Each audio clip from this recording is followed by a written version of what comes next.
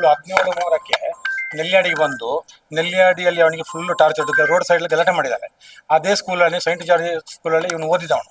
ಆ ಲೆಕ್ಚರ್ಗಳು ಅವನ ಫ್ರೆಂಡ್ಶಿಪ್ ಚಿಕ್ಕ ಮಕ್ಕಳು ಅವರು ಇವರು ಎಲ್ಲ ಸುಮಾರು ಜನ ನೋಡಿದ್ದಾರೆ. ಇವನಿಗೆ ದೊಡ್ಡ ಟಾರ್ಚರ್ ಆಗಿದೆ. ಮತ್ತೆ ಇವಳು ಅವನನ್ನು ಮಾತಾಡಕ್ಕೆ ಬಿಟ್ಟಿಲ್ಲ. ಇವಳು ತಾಯಿ, ಅವನ ತಾಯಿ ನನ್ನ ಹೆಂಡತಿಯನ್ನು ಕಾರಿಂದ ಹಿಂದ್ಗಡೆ ಕೂರಿಸಿ ಬೈದು ಇದನ್ನೆಲ್ಲ ಮಾಡುವಾಗ ಒಬ್ಬ ಮಗನಾದವನಿಗೆ ಏನು ಇದಾಗ್ಬೋದು ಯಾವುದು ಅಲ್ಲಿಗೆ. ಮತ್ತೊಂದು ಏನಂತ ಹೇಳಿದ್ರೆ, ಇವನು ಎಷ್ಟೇ ಅವರ ತಂದೆ ತಾಯಿ ಹತ್ರ ರಿಕ್ವೆಸ್ಟ್ ಮಾಡಿದ್ರು ಇವ್ರು ಒಪ್ಪೋದಿಲ್ಲ. ಮತ್ತೆ ಇಲ್ಲದೆಲ್ಲ ಮಾತಾಡ್ತಾಳೆ. ಅದು ಇವನಿಗೆ ಅವಳೇ ಮಾಡಿದ ಕಾರಣ. ಮತ್ತೆ ಅವನ ಫೋನಲ್ಲಿ ಮಾತಾಡಕ್ಕೆ ಲಿಂಕ್ ಕೊಡ್ತಾಳೆ. ಮತ್ತೆ ಏನಂತ ಹೇಳಿದ್ರೆ, ಇವಳನ್ನ ಅರ್ಧದಲ್ಲಿ ಇಳಿಸೋದು 8 ಗಂಟೆ ರಾತ್ರಿಗೆ ಒಂದು ಬೆಳ್ತಂಗಡಿ ಪೂಜೆಗೆ ಹೋಗುವಳು ಇವಳು. ಅದಕ್ಕೂ ಅವಳು ಬಿಟ್ಟಿಲ್ಲ. ಎಲ್ಲಾ ರೀತಿಯಲ್ಲಿ ಅವನಿಗೆ ಟಾರ್ಚರ್ ಕೊಟ್ಟಿದ್ದಾನೆ. ಅವನು ಹೇಳ್ತಾ ಇದ್ದಾನೆ, ನನ್ನ ಚಿನ್ನ, ನನ್ನ ಅದು ದುಡ್ಡು ಅದನ್ನೆಲ್ಲ ತಗೊಂಡಿದ್ದಾಳೆ, ನನಗೆ ಇಲ್ಲದ ಸಲದ ಇದಕ್ಕೂ ಹಿಂಸೆ ಕೊಟ್ಟಿದ್ದಾಳೆ ಅಂತೇಳಿ ಕಣ್ಣೀರು ಹಾಕಿದ್ದಾನೆ. ಆದ್ರೆ ಏನಂತ ಹೇಳಿದ್ರೆ, ಇವನು ಒಂದೇ ಒಂದು ಮಿಸ್ಟೇಕ್ ಆಗಿದೆ ಏನಂತ ಹೇಳಿದ್ರೆ, ಇವನು 17/2/26 ರಿಜಿಸ್ಟರ್ ಆಗಿದ್ದಾನೆ ಅಂತ ಹೇಳ್ತಾ ಇದ್ದಾನೆ. ಅಂದ್ರೆ ರಿಜಿಸ್ಟರ್ ಆಗಿದ್ದಕ್ಕೆ ಇವನು ಮೊದಲಿದ್ದೆಲ್ಲ ವಿಚಾರ ಹೇಳಿಲ್ಲ. ಆದ್ರೆ ಅದೊಂದು ಎದುರಿಸೋದು ಇವಳು. ನಿನ್ನೆ ಮೊನ್ನೆ ಶನಿವಾರ ಕೊಟ್ಟಿದ್ದು, ಅದು ಈಗ ಸಿಕ್ಕಿಲ್ಲ ನಮಗೆ. ಶನಿವಾರದ ಏನೆಲ್ಲ ಡಾಕ್ಯುಮೆಂಟ್ಸ್ ಕೊಟ್ಟಿದ್ದಲ್ಲ ಅಂತ ಗೊತ್ತಾಗ್ತದಲ್ಲ. ಅದೊಂದು ಬಗ್ಗೆ ಪೊಲೀಸ್ ಪುತ್ತೂರು ಠಾಣೆಯಲ್ಲಿ ನಾವೊಂದು ಕಂಪ್ಲೇಂಟ್ ಕೊಟ್ಟಿದ್ದೀವಿ. ಈಗ ಅವರು ಇದು ಆರೋಪ ಮಾಡ್ತಾ ಇರೋದು, ಇಲ್ಲಿ ಸರಿಯಾಗಿ ಆಸ್ಪತ್ರೆಯಲ್ಲಿ ಯಾವಾಗ ಅಪ್ಪ ಬಂದು ಕರ್ಕೊಂಡು ಹೋದ್ರ ನಂತರ ಇದೆಲ್ಲ ಆಗಿರೋದು ಅವ್ರ ಕಾರಣ ಅಂತ ಅವಳಲ್ಲಿ. ಹೌದು ಸರಿ, ಅವಳೇ ಹೇಳ್ತಾರಲ್ಲ, 16ನೇ ತಾರೀಕಿಗೆ ಬೆಳ್ತಂಗಡಿಯಲ್ಲಿ ವಿಷ ತಗೊಂಡಿದ್ದಾರೆ ಅಂತ. 16ನೇ ತಾರೀಕಿಗೆ, 19ನೇ ತಾರೀಕಿಗೆ ಅವರಿಗೆ ಫುಡ್ ಪಾಯ್ಸನ್ ಆಗಿದೆ ಅಂತ ಹೇಳ್ತಾರೆ. 21ನೇ ತಾರೀಕಿಗೆ ಡೆಂಗಿ ಜ್ವರ ಅಂತೇಳಿ ಗಜರಿ ಆಸ್ಪತ್ರೆಗೆ ನಾವು ಗಜರಿ ಆಸ್ಪತ್ರೆಗೆ ಸೇರಿಸಿದಂತ. 22ನೇ ತಾರೀಕಿಗೆ ನಾವು ಬಂದಿದ್ದೇವೆ. ಯಾರನ್ನು, ನನ್ನ ಮಗನನ್ನು ನೋಡಕ್ಕೆ ನಾವು ಬಂದಾಗ ಒಂದು 10 ನಿಮಿಷದಲ್ಲಿ ಇವರು ಸ್ಕ್ಯಾನಿಂಗ್ ಹೋಗ್ಬೇಕಂತೇಳಿ ಸಿದ್ದಮ್ಮನಿಗೆ ಕ್ಯಾರ್ ಮಾಡದೆ ಹೋಗಿದ್ದಾರೆ. ನಾವು ಮಧ್ಯರಾತ್ರಿ 22ನೇ ತಾರೀಕಿಗೆ ಮಧ್ಯರಾತ್ರಿಗೆ ನಮಗೆ ನನ್ನ ಅಕ್ಕನ ಮಗನಿಗೆ ಫೋನ್ ಮಾಡ್ತಾರೆ. ಏನಂತ ಹೇಳಿದ್ರೆ, ಹೆಚ್ಚಿನ ತನಿಖೆಗೆ ಚಿಕಿತ್ಸೆಗೆ ಆದರ್ಶ ಆಸ್ಪತ್ರೆಗೆ ಕರ್ಕೊಂಡು ಹೋಗಿ, ಇಲ್ಲ ದೇರಳಕಟ್ಟೆ ಮಂಗಳೂರಿಗೆ ಕರ್ಕೊಂಡು ಹೋಗ್ಬೇಕು ಅಂತೇಳಿ. ಇವ್ರು ಹೇಳಿದ್ರು ಮಂಗಳೂರು ದೇರಳಕಟ್ಟೆ. ಕರೆಕ್ಟ್ ನಾನು ಹೇಳೋದು ಅರ್ಥ ಮಾಡ್ಕೊಳ್ಳಿ. ನಾವು ಏನ್ ಮಾಡ್ತೇವೆ, ಮಾರನೇ ಆಯ್ತು ನಾವು ಬರ್ಕೊಡ್ಬೇಕಂತ ಹೇಳ್ತೀವಿ. ಒಂದು ಮಾತು ಸತ್ಯ ಹೇಳ್ತೇವೆ ನಾವು. ಏನಂತ ಹೇಳಿದ್ರೆ, ಇವ್ರು ಮ್ಯಾರೇಜ್ ಆಗಿದೆ, ರಿಜಿಸ್ಟರ್ ಮ್ಯಾರೇಜ್ ಆಗಿದೆ ಅಂತ ನಾವಾಗಿ ಕರ್ಕೊಂಡು ಹೋದ್ರೆ ಈಗ ಬಂತಲ್ಲ ಮಾತು, ಅದೇ ತರ ಬರಬಾರದು ಅಂತ ಹೇಳಿ ಒಂದು ಪರ್ಮಿಷನ್ ಲೆಟರ್ ಬೇಕಲ್ಲ. ನೀವೆಲ್ಲ ತಿಳಿದವ್ರು. ಅದನ್ನು ಕೇಳಿದ್ ನಾವು. ಕರೆಕ್ಟ್ ಪರ್ಮಿಷನ್ ಲೆಟರ್ ಹೇಗೆ ತಗೊಂಡು ಹೋಗುದಂತ. ಮತ್ತೆ ಮಾರನೇ ದಿವಸ ಬೆಳಿಗ್ಗೆ ಫೋನ್ ಮಾಡೋಗಿ ಹೇಳ್ತಾಳೆ, ಏನಾದ್ರೆ ನನ್ನ ಅಕ್ಕನ ಮಗನೇ ಫೋನ್ ಮಾಡಿ, ನನ್ನ ಹತ್ರ ಮಾಡಿದರೆ ಇವರು ಗೊತ್ತಾಗ್ತಲ್ಲ ನಾನು ಫೋನ್ ಮಾಡಕ್ಕೆ ಹೋಗಿಲ್ಲ. ಸತ್ಯ ಹೇಳಿದರೆ ಅಕ್ಕನ ಹತ್ರ ಫೋನ್, ಉಡುಪಿಯ ಆದರ್ಶ ಆಸ್ಪತ್ರೆಗೆ ಶಿಫ್ಟ್ ಮಾಡಿದ್ದೇವೆ ಅಂತೇಳಿ. ನಾವು ಉಡುಪಿ ಆಸ್ಪತ್ರೆಗೆ ಒಂದು 11 ಆಗಿರ್ಬೋದು, ಇಲ್ಲಿ ನೆಲ್ಲೆಡ್ ಹೋಗ್ಬೇಕಲ್ಲ. ಹೋಗಿ ಅಲ್ಲಿ ಹೋದಾಗ ಸ್ವಲ್ಪ ಹೊತ್ತಾಯ್ತು, ಎಲ್ಲರ ಇದು ಮಾಡಿ ಮತ್ತೆ ಐಸಿಗಲ್ಲಿರೋದು. ಸ್ವಲ್ಪ ಹೊತ್ತಾದ್ಮೇಲೆ ನಮ್ಮನ್ನು ಬಿಟ್ಟರು ಅವರು. 3:30 ಗಂಟೆ ತನಕ ಅವಳು ಇದ್ಲು. 3:30 ಗಂಟೆ ತನಕ ಇವಳ ತಮ್ಮ, ಇವಳ ತಂದೆ 3 ಜನ ಓಡಿ ಹೋಗಿದ್ದು ಯಾಕೆ? ಆ CC ಕ್ಯಾಮರಾ ಚೆಕ್ ಮಾಡ್ಬೋದಲ್ಲ ಈಗ. ಯಾರು CC ಕ್ಯಾಮರಾದಲ್ಲಿ ಸಿಗ್ತದೋ ಇಲ್ವಾ ಇವ್ರು ಓಡಿ ಹೋಗಿದ್ದು? ಆವತ್ತು ಆ ದಿನ ಇಲ್ಲ, ಎಲ್ಲದೇ ಇರೋದು. ಹೌದಾ? ಡಾಕ್ಟರ್ಗಳು ಸೀರಿಯಸ್ ಇದೆ, ದೇವ್ರದ್ದು 50 ನಮ್ದು 50 ಅಂದಾಗ ನಾವು ಕರ್ಕೊಂಡು ಹೋಗ್ಬೇಕಾ ಇಲ್ವಾ? ನೀವ್ ಹೇಳಿ ಕರ್ಕೊಂಡು ಹೋಗ್ಬೇಕಾ ಬೇಡವಾ? ಕರ್ಕೊಂಡು ಹೋಗಬೇಡ್ವಾ? ನಮ್ಮ ಜೀವ. ಆಮೇಲೆ UNFI ಹಾಸ್ಪಿಟಲ್ ಅಲ್ಲಿ ಹೇಳಿದ್ರು, ಇದು ಲೇಟ್ ಆಯ್ತು, ಇದನ್ನು ನೀವು ಎಲ್ಲಿ ಕರ್ಕೊಂಡು ಹೋದ್ರು ಇದು ಬದುಕೋ ಚಾನ್ಸಸ್ ಇಲ್ಲ ಅಂತ. ನಾವು ಪ್ಲಾಸ್ಮಾ ಥೆರಪಿ ಮಾಡಿ ನೋಡ್ಬೋದು, ಅಲ್ಲದೆ ಏನ್ ಮಾಡಕ, ಒಂದಿಷ್ಟು ಬ್ಲಡ್ ಅಲ್ಲಿ ಇಷ್ಟು ಅಂಶ ಇದ್ರು, ಪಾದರಸದ ಅಂಶ ಇದ್ರು ಏನ್ ಮಾಡಕ್ಕಾಗೋದಿಲ್ಲ. ಬೇರೆ ಲಿವರ್ ಕುರ್ಸಕ್ ಆಗೋದಿಲ್ಲ, ಅದು ಇದು ಅಂತ ಹೇಳ್ತಾ ಇದ್ದಾರೆ. ಮತ್ತೆ ನಾವು 24ನೇ ತಾರೀಕಿಗೆ ಬೆಳಿಗ್ಗೆ ಮಂಗಳವಾರ ತಗೊಂಡೋಗಿದ್ದು. ಎಷ್ಟೋ ಖರ್ಚು ಮಾಡಿದ್ದೇವೆ. ಬಿಲ್ ಉಂಟಲ್ಲ ನಮ್ಮ ಹತ್ರ. ನಮ್ಮ ಹತ್ರ ಬಿಲ್ ನಾವೇ ಕಟ್ಟಿದಲ್ಲ, ಅವಳು ಕಟ್ಟಿಲ್ಲ. ಆದರ್ಶ ಹಾಸ್ಪಿಟಲ್ ಓಡಿ ಹೋಗಿದ್ದಲ್ಲ, ಬಿಲ್ ಕಟ್ಟಿದಲ್ಲ ಅವಳು. ಈಗ ಗಜರಿ ಆಸ್ಪತ್ರೆಗೆ ಇವ್ರು ಇಷ್ಟೆಲ್ಲ ಹೇಳ್ತಾರಲ್ಲ, ಯಾಕೆ ಕಂಪ್ಲೇಂಟ್ ಮಾಡಿಲ್ಲ ಇವಳು? ಕಂಪ್ಲೇಂಟ್ ಮಾಡ್ಬೋಯ್ತಲ್ಲ. ಯಾವುದು ಈಗ ಕಂಪ್ಲೇಂಟ್ ಮಾಡ್ಬೋಯ್ತಲ್ಲ. ಇವ್ರು ಹೀಗೆ ಮಾಡೋ ಗಜರಿ ಆಸ್ಪತ್ರೆ ಕಂಪ್ಲೇಂಟ್ ಇಲ್ಲ. ನಾವು ಮತ್ತೆ ಡಾಕ್ಟರ್ ಹೇಳಿದ ಅಂತ ಹೇಳಿದ್ರೆ, ಅವು ವಿಷ ತಗೊಂಡಿದ್ದಾರೆ ಅಂತ ಹೇಳಿದ್ರು ನಮ್ಮ ಹತ್ರ. ಯಾವ ವಿಷ ಅಂತ ಹೇಳಿಲ್ಲ. ಮತ್ತೆ ಅಲ್ಲಿ ಹೇಳಿದ್ರು ಮಂಗಳೂರಲ್ಲಿ ಇದು ರ್ಯಾಟಲ್ಲೇ ಆಗಿರ್ಬೇಕು, ಬೇರೆ ಯಾವ್ದು ರ್ಯಾಟಲ್ಲಿ ಇನ್ನೊಂದು ಯಾವ್ದು ಬರ್ತದೆ ಅಂತ ಹೇಳಿದ್ರು. ಆ ಪ್ಯಾಕ್ ತಾನೆ ಅಂತ. ಪ್ಯಾಕ್ ಅಂದ್ರೆ ನಮ್ಮ ಮನೇಲಿ ತಿಂದಿದ್ದಲ್ಲ, ಇದು ಇಲ್ಲಿ ಅಲ್ಲ, ಕಾರ್ಕಳದಲ್ಲಿ ತಿಂದು ನಮ್ಮ ನೆಲ್ಲಿಯಾಡಿ ನಮಗೆ ಗೊತ್ತಿರುತ್ತೆ. ಅವಳೇ ಕೊಟ್ಟಿದ್ದು, ಅವರೇ ಮಿಕ್ಸ್ ಮಾಡಿದ್ದು ನಮ್ಮ ಫುಡ್ಡಿನ ಜೊತೆ. ಈಗ ಅವಳೇ ಹೇಳ್ತಾಳಲ್ಲ, 19ನೇ ತಾರೀಕಿಗೆ 16ನೇ ತಾರೀಕಿಗೆ ಫುಡ್ ಇಷ್ಟ ಆಗಿದಂತೆ. 19ನೇ ತಾರೀಕಿಗೆ ನೋಡಿ, ಇದು ನಿನ್ನೆ ಸ್ಟೇಟ್ಮೆಂಟ್ ಟಿವಿಯಲ್ಲಿ ಕೊಟ್ಟ ಸ್ಟೇಟ್ಮೆಂಟ್ ಇರೋದು, ಬೇರೆ ಇದರಲ್ಲಿ ಎಲ್ಲ. 19ನೇ ತಾರೀಕಿಗೆ ಫುಡ್ ಪಾಯ್ಸನ್ ಆಗುತ್ತೆ. ಪಾಯ್ಸನ್ ಆಗಲಿ ಫುಡ್ ಪಾಯ್ಸನ್ ಆಗ್ತದೆ, ಉಲ್ಟಾ ಆಗ್ತದೆ. ಮತ್ತೆ 21ಕ್ಕೆ ಡೆಂಗಿ ಜ್ವರ ಆಯ್ತಂತೆ. ಇವರು ಡೆಂಗಿ ಜ್ವರ ಅಂತಲೇ ಸೇರಿಸಿದ್ದು. ಎಲ್ಲಿ? ಗಜರಿ ಆಸ್ಪತ್ರೆಯಲ್ಲಿ ಡೆಂಗಿ ಜ್ವರ ಅಂತಲೇ ಸೇರಿಸಿದ್ದು. ಈಗ ಮೊದಲು ಅಂತ ಹೊಣ್ಣಗಳೇ ಕೊಟ್ಟಾಗ ಸ್ವಲ್ಪ ಇದು ಮಾಡಿ ನಾವು ಖರ್ಚು ಮಾಡ್ತಿರ್ಲಿಲ್ವಾ? ನಮ್ಗೆ ಒಂದು ಇನ್ಫಾರ್ಮೇಶನ್ ಕೊಡ್ಬೋಯ್ತಲ್ಲ ಇವಳು. ಅದನ್ನು ಕೊಟ್ಟಿಲ್ಲ ನೋಡಿ. ಮೊಬೈಲ್ ಅವಳ ಹತ್ರ ಇರೋದು, ಇವತ್ತನೂ ಕೊಟ್ಟಿಲ್ಲ. ಏನೆಲ್ಲ ಮೆಸೇಜ್ ಮಾಡೋದು ಸರ್, ಏನೆಲ್ಲ ಮೆಸೇಜ್. ನೀವು ಇಷ್ಟೆಲ್ಲ ಇದಿರಲ್ಲ, ಒಂದು ಮಾನವೀಯತೆ ಇರುವುದಲ್ಲ. ಒಬ್ಬ ಕೋಮ ಸ್ಥಿತಿಯಲ್ಲಿ ಇದ್ದಾನೆ, ಯಾರ ಹೆಂಗಸಿಗೆ ಏನೆಲ್ಲ ಮೆಸೇಜ್ ಮಾಡ್ತಾರಲ್ಲ. ಆಗ ಇವಳು ಮಾಡೋದು ಸರಿಯಾ? ನೀವೇ ಅರ್ಥ ಮಾಡ್ಕೊಳ್ಳಿ. ಇವತ್ತಿನ ಕಾರಿನ ಕೀ ಕೊಟ್ಟಿಲ್ಲ, ಕಾರಣ ಅದು ಉಂಟು. ಈ ಕಾರು ಹೋದ್ರೆ ನಮ್ಗೇನು ಬೇಜಾರಿಲ್ಲ, ಯಾಕಂದ್ರೆ ಅದಕ್ಕೆ ಸಾಲ ಉಂಟು.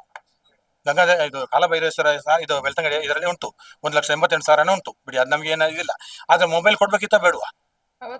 ಈಗ ಒಂದ್ ದಿವಸ ಏನ ಮಾಡಿದ್ರು ಗೊತ್ತಾ, ಇವ್ರಿಗೆ ಇದರಲ್ಲಿ ಒಂದು ಕೊಡಕ್ ಬಂದ್ರೆ ಅವಳ ತಮ್ಮ ಎಲ್ಲಿಗೆ, ಏನಪ್ಪ ನಾನು ಇರ್ಲಿಲ್ಲ, ನಾವ್ ಯಾರು ಇರ್ಲಿಲ್ಲ, ಬೇರೆ ಯಾರ ಹತ್ರ ಕೊಡಕ್ ಬಂದಿರುತ್ತೆ. ನಾವು ತಗೊಳಕ್ ಆಗ್ತದೆ, ಬರ್ಕೊಡ್ಬೇಡ್ವಾ? ಅದರ ಮೊದ್ಲು ಇವ್ರು ಯಾರಿಗೆ ಏನೆಲ್ಲ ಮೆಸೇಜ್ ಮಾಡಿಲ್ವಾ ಯಾರಿಗೆ ನಮಗೆ ಕೊಡಕ್ ಬಂದಿದ್ದು? ಗೊತ್ತಾಯ್ತಲ್ಲ ಏನೆಲ್ಲ ಮಾಡಿದ ಗೊತ್ತಾ? ಪೊಲೀಸ್ನವ್ರಿಗೆ ಇಷ್ಟ ಹೇಳಿದ್ವಿ ನಾವು, ಈಗ ಇದೆ ಅವಳ ಹತ್ರ ಇದೆ ನಮ್ಮ ಮೊಬೈಲ್ ಅಂತೇಳಿ. ಈಗ ನಿಮ್ಮ ಆರೋಪ ಏನು? ನಮ್ಮ ಆರೋಪ ಅವಳೇ ಪಾಯ್ಸನ್ ಕೊಟ್ಟಿದ್ದು ಅಂತ. ಅವನು ಈ ಸ್ಥಿತಿ ಬರಕ್ಕೆ ಮುಖ್ಯ ಕಾರಣ ಅವಳೇ. ಯಾರು? ಸೋಮೇಶ್ ಸೌಮ್ಯ ಶೆಟ್ಟಿ ಅಂತ. ಸೌಮ್ಯ ಅಂತ ಇರ್ಬೇಕು, ಸೌಮ್ಯ ಶೆಟ್ಟಿ ಅಂತ ಇಲ್ಲ ಅಂತ ಕಾಣ್ತದೆ. ಸೌಮ್ಯ ಅಂತ ಇರ್ಬೇಕು ರೆಕಾರ್ಡ್ ಅಲ್ಲಿ. ಪರಿಚಯ ಆಗಿರೋದು ಹೇಗೆ ನಿಮ್ಗೆ? ಏನಾದ್ರು ನಮಗೆ ಪರಿಚಯ ಇನ್ಸ್ಟಾಗ್ರಾಮ್ ಅಲ್ಲಿ ಪರಿಚಯ ಆಗಿದ್ದು ಅಂತ ಅವ್ನು ಹೇಳಿದ್. ಮೊದ್ಲೇನೆ ಪರಿಚಯ ಇರ್ಲಿಲ್ಲ ಅವನಿಗೆ.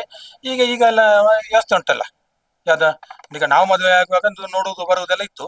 ಇವಾಗೆಲ್ಲ ಮೊಬೈಲ್ ವ್ಯವಸ್ಥೆ ಉಂಟಲ್ಲ. ಏನು ಈಗ ಎಷ್ಟು ಸಮಯ ಅಂತ ಗೊತ್ತಿಲ್ಲ. ಅವರು ರಿಜಿಸ್ಟರ್ ಆಗಿದೆ ತಡವಾಗಿ ತಿಳಿದು ಫೆಬ್ರವರಿ 17, ಮಾರ್ಚ್ 17ಕ್ಕೆ ಈ ತರ ಆಯ್ತಲ್ಲ. ಅವರ ಮನೆಗೆ ನಾವು 100% ಹೋಗಿದ್ದೇವೆ. ಹೋಗ್ಬಿಟ್ಟು ಅವರು ನಮ್ಮ ಮನೆಗೆ ಬಂದಿದ್ದು 100%. ನಾವು ಇದರ ಬಗ್ಗೆ ಯಾವುದೇ ಡಿಸಿಷನ್ ನಾವು ತಗೊಂಡಿಲ್ಲ. ಇವನ ಹತ್ರ ಹೇಳಿದ್ದು ಇಷ್ಟೇ, ಈ ಅವಸರ ಮಾಡಬೇಡ, ಮದುವೆ ಅನ್ನುವ ವಿಚಾರ ಲೈಫ್ ಲಾಂಗಿನ ವಿಚಾರ. ಅದು ಅವರ ತಂದೆ ಹತ್ರ ಹುಡುಗಿಯ ತಂದೆ ತಾಯಿದ್ದಾಗ ಹೇಳಿದಷ್ಟೇ.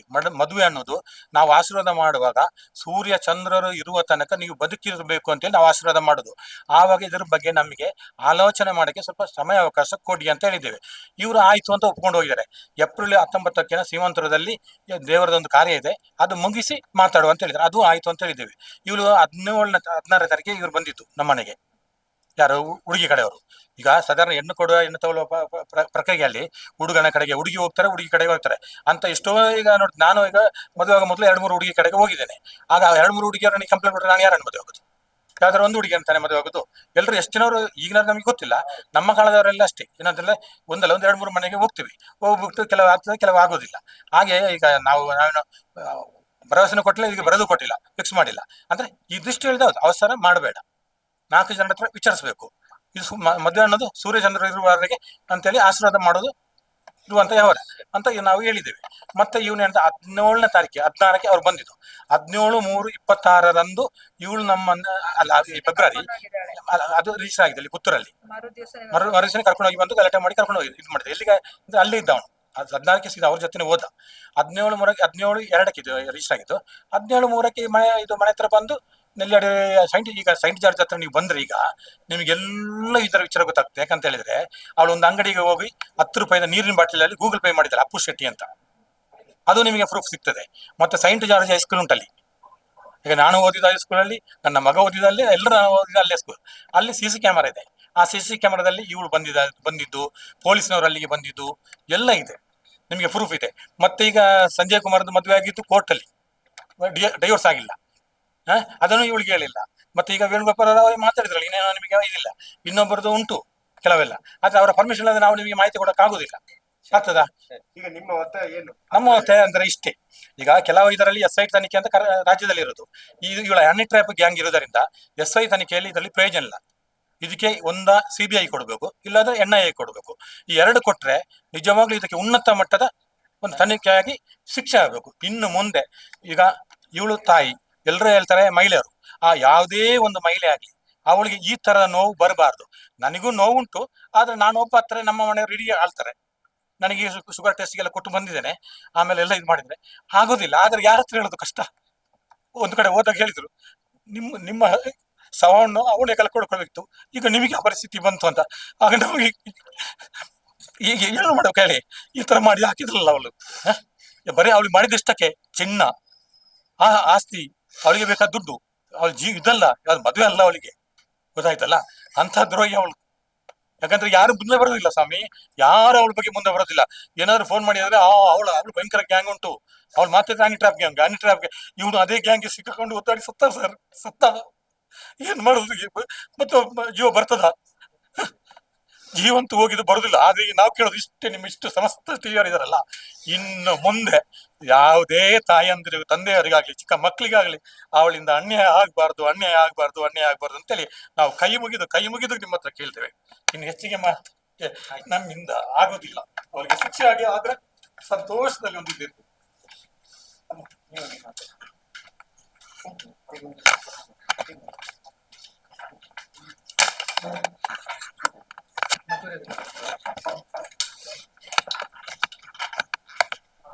ನೀವೇನು ಸಂಶಯ ಮಾಡ್ತೀರಾ? ನಿಮ್ಗೆ ಅವಳ ಬಗ್ಗೆ ಏನ್ ಗೊತ್ತಾಗಿತ್ತು, ಏನ್ ತೊಂದ್ರೆ? ನನ್ಗೆ ಏನವಳು ಇಲ್ಲ ಅಲ್ಲಿ ನೆಲ್ಯಾಡಿಲಿ ಬಂದ್ಲಲ್ಲ, ನಾನು ಎದುರಲ್ಲಿ ನೋಡಿದೆ ಅವಳನ್ನು. ಅವಳು ಅಷ್ಟು ರಂಪಾಟ ಮಾಡಿದ್ಲು ಅವನಲ್ಲಿ, ಕಾರಿಗೆ ಅಡ್ಡ ಬಂದು ನಿಲ್ಲಿಸಿದ್ಲು. ನಾನು ಎದುರು ಸೀಟಲ್ಲಿ ಕೂತಿದ್ದೆ, ನನ್ನ ಈಚೆ ತಳ್ಳಿ ಅವಳು ಬಂದು ಕೂತ್ಲು. ಆಮೇಲೆ ಪೊಲೀಸ್ನವ್ರು ಬಂದ್ಮೇಲೆ, ಅವ್ರು ಹೋದ್ಮೇಲೆ ಅವ್ರು ಹೇಳಿದ್ರು ನೀನು ಹತ್ತು. ಇವನಿಗೆ ಕೇಳಿದ್ರು ಏನು ಅಂತ, ವೈಫ್ ಅಂತ ಹೇಳಿದಾನೆ. ಮೇಲೆ ಹತ್ತು ಹತ್ತು ಅಂತ ಅಷ್ಟು ಅವನು ರಿಕ್ವೆಸ್ಟ್ ಮಾಡ್ಕೊಳ್ತಾನೆ, ಕಾಲಿಗೆ ಬೀಳಿಕ್ ಹೋಗ್ತಾನೆ.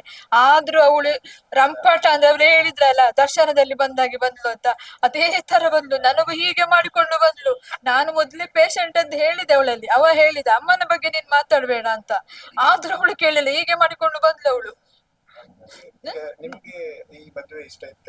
ಮಗನ ಯಾರಿಗೆ? ನಮ್ಗೆ ನೋಡು ಅಂತ ಹೇಳಿದೇವೆ, ಅಷ್ಟೇನ್ ಇಷ್ಟ ಇರ್ಲಿಲ್ಲ ನಮ್ಗೆ. ಇವಳ ಬಗ್ಗೆ ಮತ್ತೇನೆಲ್ಲ ಕಂಪ್ಲೇಂಟ್ ಮಾಡ್ಬೇಕು ನಾವು, ಕೇಳ್ಕೊಳ್ಕೊ ಪಕ್ಕದವರ ಮನೆಯಲ್ಲೆಲ್ಲ ಹೋಗಿ. ನಾವು ನಮ್ಮ ಮಕ್ಕಳನ್ನು ಕೊಡುವಾಗ ನಾನು ಹಾಗೆ ಮಾಡಿದೆ, ಪಕ್ಕದ ಮನೆಯಲ್ಲೆಲ್ಲ ಅವರ ಮನೆ ಕಡೆಗೆ ಹೋಗಿ ವಿಚಾರಿಸಿ ಆಮೇಲೆ ನಾವು ಹೆಣ್ಣು ಕೊಟ್ಟದ್ದು ಅವರಿಗೆ. ಇದು ಅದೇ ತರ ಮಾಡುವಂತ ಅವನೆಲ್ಲ ಹೇಳಿದೆ, ನಾವು ಟೈಮ್ ಕೊಟ್ಟಿದ್ದೇವೆ ಅವನಿಗೆ. ಅಷ್ಟರ ಒಳಗೆ ಇವಳು ಹೇಳ್ಕೊಂಡು ಹೋಗಿ ಇವನು ರಿಜಿಸ್ಟ್ರಿ ಮಾಡಿಸಿ ಎಲ್ಲ ಇವಳ್ದು ರೆಡಿ ಮಾಡಿ ಇಟ್ಟಿದ್ದಾಳೆ. ಈಗ ನೀವು ಹೇಳುದು ಸಹ ಅವಳ ಟಾರ್ಚರ್ ಇಂದನೇ ನಾನ್ ನೋಡಿದಿಲ್ಲಲ್ಲ ಸರ್, ಅವಳ ತಂದೆಯು ಅದರ ಎಡೆಯಲ್ಲಿ ಮಾತಾಡ್ತಾಳೆ. ನಾನು ಟಾರ್ಚರ್, ಅವಳು 1 ಗಂಟೆ ನಾವು ಹೈಸ್ಕೂಲಲ್ಲಿ ಅಲ್ಲಿ ಇರ್ತೇವೆ ನಾವು, ಇವಳು ಹತ್ತುದಿಲ್ಲ ಗಾಡಿ. ಅಷ್ಟರೊಳಗೆ ಅವಳ ಅಪ್ಪನಿಗೆ ಫೋನ್ ಮಾಡ್ತೇನೆ ಇವ, ಅವಳ ತಮ್ಮನಿಗೆ ಹೇಳ್ತಾರೆ. ಅಪ್ಪ ಹೇಳಿದ್ರು ಅವಳು ರ್ಯಾಶ್ ಆಗುದು ಹಾಗೇನೆ, ಮತ್ತೆ ಸಮಾಧಾನ ಕೂಲ್ ಆಗ್ತಾಳೆ ಅಮ್ಮ, ನೀವು ಬೇಸರ ಮಾಡ್ಬೇಡಿ. ಅವಳ ತಂದೆ ಹೇಳ್ತಾರೆ ನನಗೆ, ಅವಳ ತಮ್ಮ ಫೋನ್ ಮಾಡಿ ಹೇಳ್ತಾರೆ, ಬಾವಾ ಒಂದ್ಸಲ ಅವಳನ್ನು ಹತ್ಲಿಕ್ಕೆ ಹೇಳಿ ಅಂತ ಇವಳು ರಿಕ್ವೆಸ್ಟ್ ಅವರಲ್ಲಿ ಕೇಳ್ಕೊಳ್ತಾನೆ. ಆದ್ರೂ ಅವಳು ರಂಪಟನೆ ಮಾಡ್ತಾಳೆ ನಡು ರಸ್ತೆಯಲ್ಲಿ. ಎಲ್ಲ ಗಾಡಿಯವರು ಪಕ್ಕ ನಿಲ್ಲಿಸಿ ಎಲ್ಲಾ ನೋಡ್ತಾರೆ, ಮತ್ತೆ ಯಾರ ವಿಡಿಯೋ ಕಾಲ್ ಮಾಡಿ ಪೊಲೀಸ್ ತರ್ತಾರೆ. ಆಮೇಲೆ ಅವಳು ನೆಲ್ಲಿಯಡಿಗೆ ಯಾಕೆ ಬಂದಿದ್ದು ನಿಮ್ಮ ಮನೆ ಹತ್ರ? ಅವ ಒಂದು ದಿವಸದಲ್ಲಿ ಕಾಲ್ ತೆಗಿಲಿಲ್ಲ ಅಂತ ಅವ್ರು ಹೇಳಿದ್ರಲ್ಲ, ಅವ ಆ ಟಾರ್ಚರ್ಗೆ ಕಾಲ್ ತೆಗಿಲಿಲ್ವೇ, ನಮ್ಮ ಮನೆಗೆ ಬಂದಿದ್ದಲ್ಲ, ಮನೆಗೆ ಬಿಡ್ಲಿಕ್ಕೆ ಆಗಿಲ್ಲ. ತಂದೆ ತಾಯಿಯವರಲ್ಲಿ ಮಾತಾಡುದಿಲ್ಲ, ಮಾತಾಡ್ಲಿಕ್ಕೆ ಬಿಡ್ಬಾರ್ದು ಅಂತ ಅವ ಹೇಳ್ತಾಳಲ್ಲ. ಹೇಳಿದ್ರಲ್ಲ ಈಗ ಅವರು ಸಹ, ನಾವೊಬ್ರೇ ಹೇಳುದಲ್ಲ, ಅವರು ಸಹ ಹೇಳಿದ್ರಲ್ಲ. ಅದೇ ರೀತಿ ನಮ್ಮ ಫೋನ್ ರಿಸೀವ್ ಮಾಡ್ಲಿಕ್ಕೆ ಅವಳು ಬಿಡುದಿಲ್ಲ, ಅವಳಲ್ಲೇ ಇರ್ತದೆ ಅದು ಮೊಬೈಲ್. ಮೊಬೈಲ್ ಅವಳ ಹತ್ರನೇ ಉಂಟು ಸರ್. ರಿಸೀವ್ ಮಾಡುವುದಿಲ್ಲ. ಅವ ಎಲ್ಲ ಆಚೆ ಈಚೆ ಹೋದಾಗ ಒಮ್ಮೆ ಯಾಗಾದ್ರೂ ಕಣ್ಣು ತಪ್ಪಿ ಆದ್ರೂ ಒಂದ್ಸಲ ಯಾರಿಗಾದ್ರೂ ಫೋನ್ ಮಾಡ್ತಾನೆ. ಈಗ ನೀವು ಹೇಳುದು ನಿಮ್ಮ ಮಗ ಸೂಸೈಡ್ ಮಾಡ್ಲಿಕ್ಕೆ ಅವಳೇ ಕಾರಣ. ನಾನು 1 ಗಂಟೆಯಲ್ಲಿ ಅಷ್ಟು ಟಾರ್ಚರ್ ಅವಳು ಕೊಟ್ಟದನ್ನು ನೋಡಿದ್ದೇನೆ, ಅಲ್ಲಿ ಕಣ್ಣರೇ ನೋಡಿದ್ದೇನೆ ನಾನು. ಅವಳು ಗಾಡಿ ಹತ್ತು, ನೀನು ಕಾಲು ಬೀಳಿತೇನೆ ದಮ್ಮಯ್ಯ, ನನ್ನ ಊರಲ್ಲಿ ಬಂದು ನನ್ನ ಮರ್ಯಾದೆ ತೆಗೀತಿಯಲ್ಲ, ನನ್ನ ಅಪ್ಪಮ್ಮನ ಮನೆಯಲ್ಲಿ ಹೇಗೆ ಇವರು ಹೇಳ್ತಾರೆ ಅಂತ ಹೇಳ್ಕೊಳ್ತಾನೆ ಅವನು. ನನ್ನ ಅಪ್ಪಮ್ಮ ಹೇಗೆ ಇದನ್ನು ಸಹಿಸ್ಕೊಳ್ಬೇಕು, ಈ ಮರ್ಯಾದೆಯಲ್ಲಿ ನೀನು ರಸ್ತೆಯಲ್ಲಿ ಹೇಳ್ತೀಯಲ್ಲ ಈ ತರ, ಅದಕ್ಕೆ ಹೇಳ್ತಾನೆ ಅವನು ಅವಳಲ್ಲಿ. ಈಗ ನೀವು ಏನು ಒತ್ತಾಯ ಮಾಡ್ತೀರಿ? ಏನು ಒತ್ತಾಯ ಮಾಡ್ತೀರಿ? ಯಾರ ತನಿಖೆ ಆಗ್ಬೇಕು. ಅವಳು ತನಿಖೆ ಆಗ್ಬೇಕು. ಇನ್ನು ಯಾರಿಗೂ ಯಾವ ತಂದೆ ತಾಯಿಯವ್ರಿಗೆ ಈ ತರ ಮಾಡಬಾರ್ದು ಅವಳು. ಇನ್ನು ಎಷ್ಟೋ ಮಂದಿಗೆ ಮಾಡಿದರೆ ಹೇಳಿದ್ರಲ್ಲ, ಹೆಸರು ಹೇಳುದಿಲ್ಲ ಗೊತ್ತಾಗ್ತದೆ ಅಂತ. ಹಾಗೆ ಇನ್ನು ಯಾರಿಗಾಗುದು, ನಮ್ಮ ಮಗನನ್ನು ಕೊಂದೇ ಬಿಟ್ಲಲ್ಲ ಈ ತರ ಮಾಡಿ. ನಾನು 1 ಗಂಟೆಯಲ್ಲಿ ನೋಡಿದ್ದು. ಅಲ್ಲೇ ನಾವು ಗಾಡಿ ನಿಲ್ಲಿಸಿ ಆಮೇಲೆ ನನಗೆ ಸ್ವಲ್ಪ ನೋವು ಬಂತು, ಇಲ್ಲಿ ನೀರು ತಂದು ಕೊಟ್ಟ ಮಗ. ಆಮೇಲೆ ಹೇಳಿದ, ಅಮ್ಮ ನೀ ಸಮಾಧಾನ ತಕೋ ಅಂತ. ಅದು ನಾನು ಹೇಳಿದೆ, ನಾನು ದೈವದ ಮನೆಗೆ ಹೋಗುವವರಲ್ಲ ಮಗ, ಹೋಗುವ ಅಂತ. ಇವಳು ಬಿಡುದಿಲ್ಲ, ಅವಳನ್ನು ಮಾತಾಡ್ಲಿಕ್ಕೆ ಬಿಡುದಿಲ್ಲ ಇವಳನ್ನು. ಮತ್ತೆ ಸ್ವಲ್ಪ ನಂತರ ಏನೋ ಹೋದ, ಅಲ್ಲಿ ರಾತ್ರಿ ಆಯ್ತು.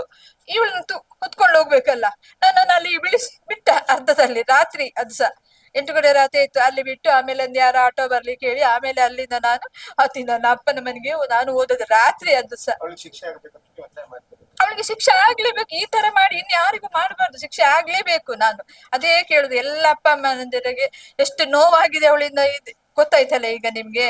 ಇನ್ನು ಯಾರಿಗೂ ಆಗ್ಬಾರ್ದು, ನಾನು ಅದೇ ರಿಕ್ವೆಸ್ಟ್ ಕೇಳುದು. ನನ್ನ ಮಗನನ್ನು ಕೊಂದೇ ಬಿಟ್ಲು, ನಮ್ಗೆ 2 ಹೆಣ್ಣು 1 ಗಂಡಿತ್ತು ಆಧಾರ ಸ್ತಂಭ, ಅದನ್ನೇ ಅವಳು ಮುರಿದು ಬಿಟ್ಲು. ಇನ್ನು ನಾವು ಯಾರೆಂತ ಹೇಳುವುದು, ಇದಕ್ಕಿಂತ ಎಂತ ಹೇಳುವುದು ನಾವು ಹೇಳಿ ನೀವು. ನಿಮ್ಮ ಹೆಸರು?